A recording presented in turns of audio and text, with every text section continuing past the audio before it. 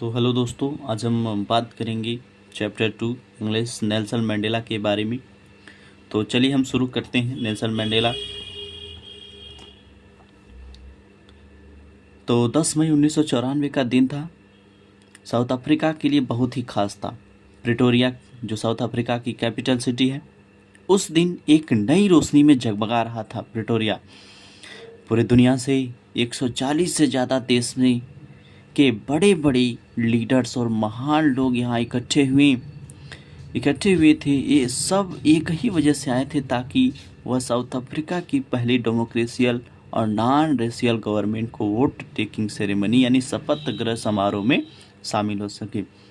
इसी दिन Nelson Mandela राष्ट्रपति पद के लिए शपथ ली और इतने सालों के स्ट्रगल के बाद उनका देश आज़ाद था। मंडेला ने इस रेनबो गैदरिंग का कहा क्योंकि वहाँ अलग अलग जातियों, रंगों और कल्चर्स के लोग इकट्ठे हुए थे। हर बैकग्राउंड के लोग एक साथ खड़े एक नए साउथ अफ्रीका का जश्न मनाने के लिए, जहाँ सबको बराबरी का हक मिलने जा रहा था। यह जश्न यूनियन बिल्डिंग्स के शानदार सैंडस्टोन एम थिएटर में होने जा रहा था, एक ऐसी जगह जहां कई सालों तक सिर्फ गोरे लोगों का राज था, यानी वाइट सुप्रीमेंसी का शासन था। लेकिन आज उसी जगह एक नई कहानी लिखने जा रही थी, एक ऐसी कहानी जब बराबरी का इंसाफ और आज़ादी की जीत हो रही थी। नेल्सन मंडेला अपने बेटी जेने के साथ स्टेज पर मौजूद थे। सभी की नज़र उन पर थी, एक ऐसे लीडर पर जिन्होंने इतने सालों तक संघर्ष किया था। सबसे पहले मिस्टर डी क्लर्क ने सेकेंड डिप्टी प्रेसिडेंट के रूप में शपथ ली। उसके बाद थेबो एम्बेसके ने फर्स्ट डिप्टी प्रेसिडेंट के रूप में शपथ ली। फिर वो पल आया जिसका सदियों से इंतजार किया जा रहा था। फाइनली नेल्सन मंडेला ने साउथ अफ्रीका के पहले ब्लैक प्रेसिडेंट के रूप में शपथ ली।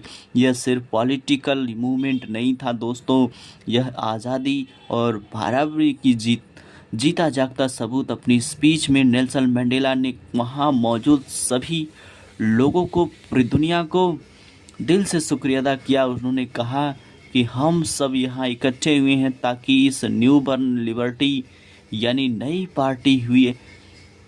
पाई हुई आज़ादी को ग्लोरी होप का जश्न मना सके। मंडेला ने याद दिलाया, कई सालों तक साउथ अफ्रीका दुनिया से अलग अलग रहा था।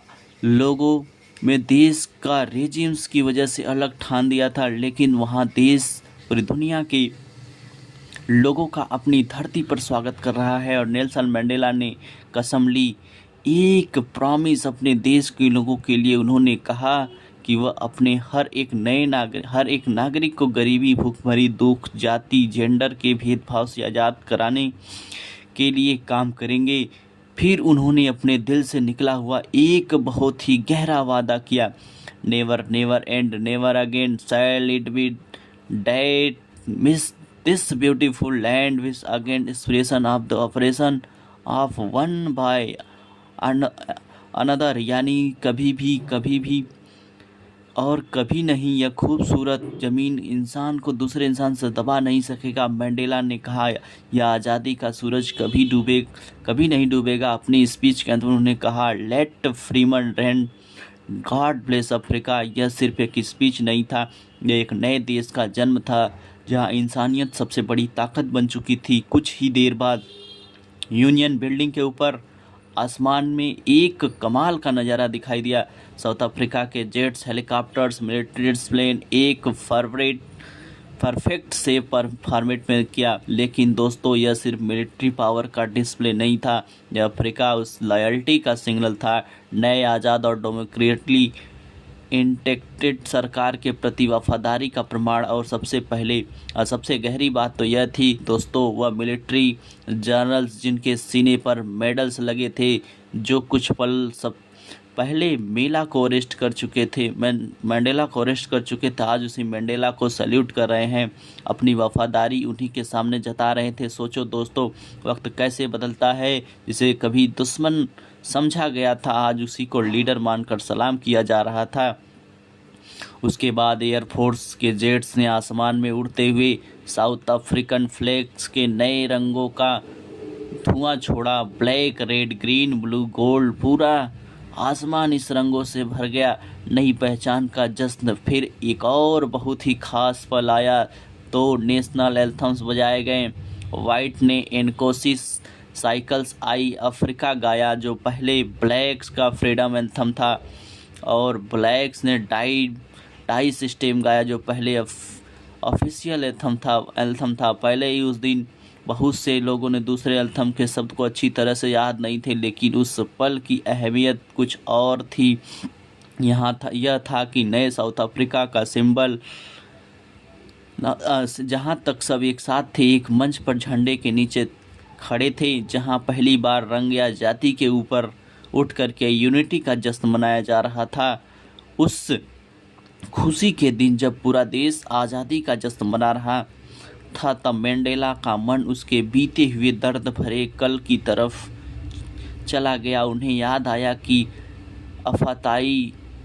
आफत जो क्रूड सिस्टम जो गोरे लोग के फ़ायदे के लिए बनाया गया, कैसे सालों तक उनके देश में नफरत, भेदभाव, जुल्म का जरिया बना रहा।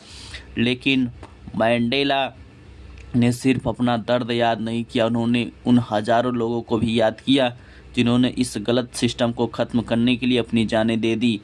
वो लोग जिनका हिम्मत और कुर्बानी कभी भुलाया नहीं जा सकता, न ही उनके दर्द को शब्दों में बयां किया जा सकता है। मैंडेला कहते हैं, मैं तो बस उन सब अफ्रीकन फ्रीडम फाइटर्स का एक छोटा सा हिस्सा हूँ जो मुझसे पहले आए थे। उन्हें इस बात का दुख था कि उन लोगों को थैंक यू नहीं कह पाए। उन्होंने ओलियर टेबू, वस्टल, सुसुलू, जीव, लुथुली जैसे महान नेताओं को याद किया जो सालों से संघर्ष करते रहे।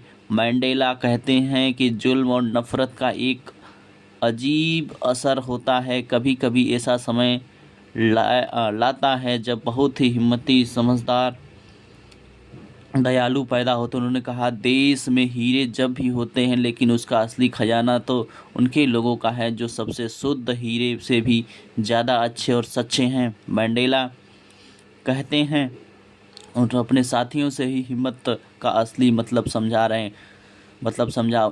उनके शब्दों में करेज का मतलब यानी यह नहीं था तुम्हें डर नहीं लगता, बल्कि यह होता है कि तुम अपने डर को हरा दो। उनका कहना था, बहादुर वह नहीं होता जो कभी नहीं डरता, बल्कि वो होता है जो डर के सामने टिकता है और उस पर जीत हासिल करता है।